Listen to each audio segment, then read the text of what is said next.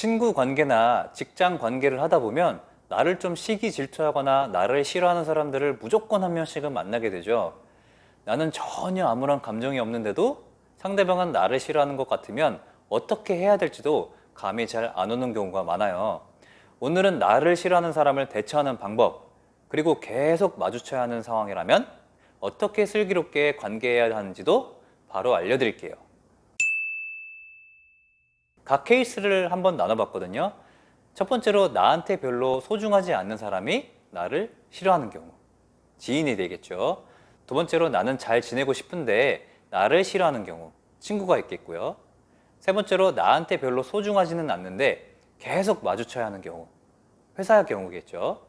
네 번째로 나한테는 소중한 가족인데 그 가족이 나를 싫어한다면 가족의 케이스입니다. 일단 이거 하나만 짚고 넘어갈게요. 아침부터 잠들기 전까지 집에서든 회사에서든 친구 관계에서든 뭔가 불편한 사람이 계속 있어. 좀 나를 다 싫어한다고 슬슬 피해. 그럼 왜 나를 싫어하는지 생각하는 게 아니라 내가 관계하는 데 있어서 어떤 부분에서 성장을 해야 되지? 어떤 부분에서 공부거리가 있는지? 그것부터 생각해야 된다는 거예요.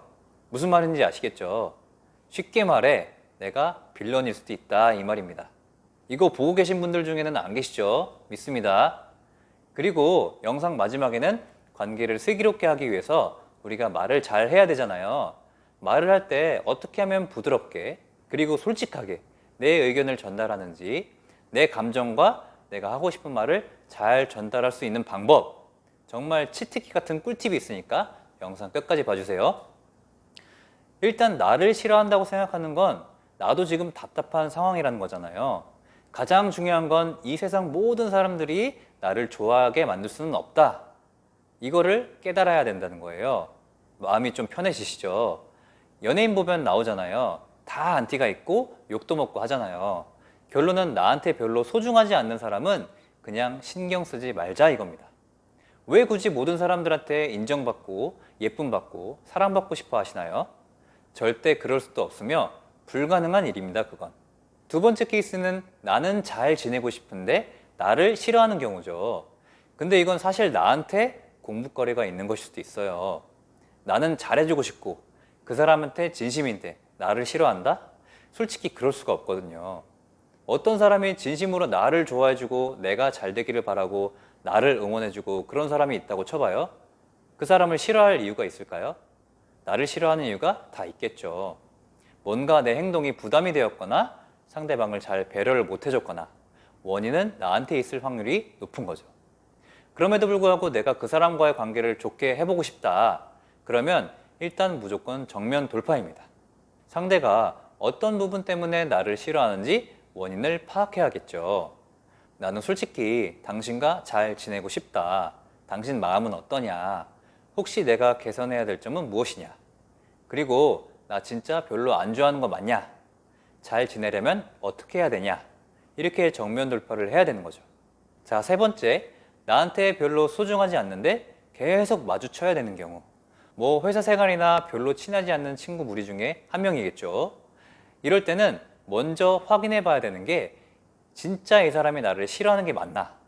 이거를 좀 잘 살펴봐야 됩니다. 사람은 오해의 동물이에요. 생각보다 오해를 진짜 많이 하거든요. 저도 어떤 사람의 표정이나 말투나 이런 거를 보고 나를 싫어하나? 이런 생각을 할 때가 많았어요. 근데 실제로 들어보니까 그냥 그 사람의 습관이고 그 사람의 말의 패턴이고 그런 거였던 거 있죠. 이럴 때는 나를 진짜 싫어하는지 확인을 잘 해야 되는 게 중요하고요. 근데 또 이런 케이스가 있어요. 상대방의 말이나 표정 이런 게 계속 거슬려. 그러면 이렇게 말하세요. 나는 당신과 잘 지내고 싶은데 당신이 그런 표정과 말을 그렇게 할 때 나는 좀 서운한 감정이다. 아무런 의도가 없는 건 알겠는데 나도 사람이다 보니까 좀 기분이 별로 좋지 않다. 이런 식으로 솔직하게 말을 하는 겁니다. 이해를 아무리 하더라도 내 감정이나 기분은 나쁠 수도 있어요. 사람이니까요. 근데 진짜 또라이다. 그냥 이유 없이 사람 싫어하는 사이코다.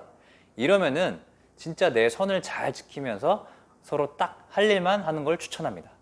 나도 선을 지키고 그 사람도 선을 지키게끔 내가 잘 방어를 하는 것이 중요합니다. 말눈강 있죠? 발음이 안 되네요. 말눈강? 어느 정도 필요한 느낌이라고 해야 될까요? 이럴 땐 정확하게 끊어줘야 상대방도 내 선을 알고 침범을 하지가 않죠.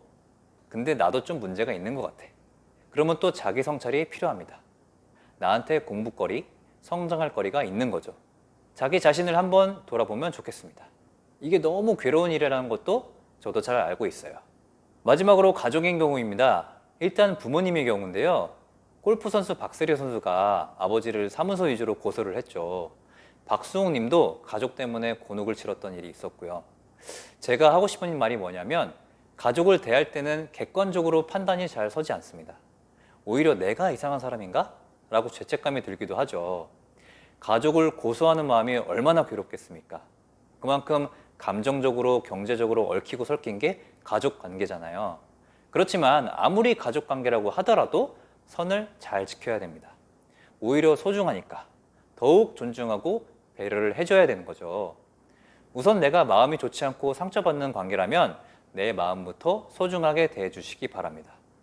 내 마음을 먼저 지키는 게 진짜 중요하니까요. 우리가 인간관계를 잘 하려면 말을 잘 해야 되잖아요. 어쩔 때는 서운한 감정도 이야기해야 되고 화가 났다고 이야기를 해야 되고 이런 어려운 말을 할 때 꿀팁이 있습니다. 이것만 잘 지켜도 관계하는 데 있어 상당 부분 업그레이드를 하실 수 있습니다. 내 감정을 솔직하게 표현하면서도 상대방에게 기분 나쁘지 않게 할 수 있는 방법은 내 감정과 내 기분, 내 생각을 우선적으로 이야기를 하는 것입니다. 보통 우리는 상대방을 비난할 때 상대방을 콕 집어 이야기를 하거든요. 네가 행동을 그렇게 했으니까 넌 참 나쁜 사람이야. 근데 이렇게 얘기하면 상대방은 발끈합니다. 그리고 사실 그 사람이 아무리 잘못됐다고 하더라도 본인은 반발심이 일어나죠. 그런데 이렇게 표현해 보세요. 당신이 이런 행동을 할 때 내 마음은 좀 괴롭다. 내 마음은 좀 답답하다. 내가 좀 힘들다. 내가 좀 화가 난다. 이런 식으로요. 이렇게 바꿔서 내 마음과 내 감정에 대해서 표현을 하는 거죠. 어때요? 훨씬 더 부드럽지 않나요? 자, 오늘은 나를 싫어하는 사람을 잘 대처하기 위한 방법에 대해서 알아봤습니다. 평생 가는 습관을 즐겁게 만들어 강철 멘탈이 될 여러분을 응원드리는 멘탈 코치 주필립이었습니다. 여러분의 구독과 좋아요는 멘탈 코칭의 원동력이 됩니다. 감사합니다.